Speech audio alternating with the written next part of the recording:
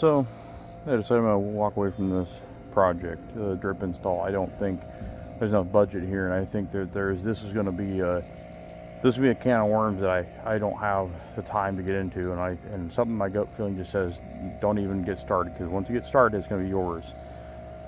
So I was out here locating yesterday, and they've been running drain lines. These two AMETEK boxes are original. Got the site runner card out here with my stuff. But I was looking.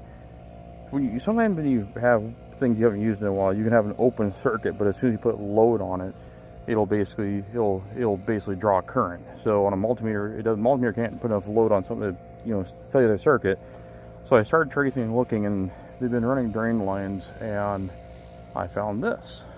So, and I don't know if this is trailer wiring. I don't know what this is, but that's not how you do this. So I got a couple spools of 14-1 direct barrel wire, and I got some DBRYs, and I'm gonna basically splice this and put two splice boxes. You gotta be able, really what you want to do is basically be able to pull, this up and be able to pull it out. You can't, once you cut a wire like this, you gotta splice any piece of wire like they did, but not in that manner.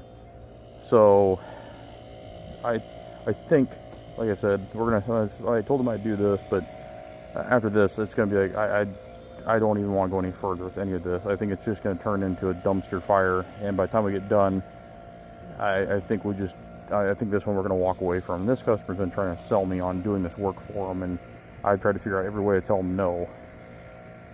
But this is going to be it. Well, there you have it. So we got basically your red Sanusa, whites are common, DBRYs. This is what it turns out like. And two boxes, so you can pull this out. All you gotta do, stick it back in there. I know that trailer wiring and wire nut crap. This will also be watertight. But there we go.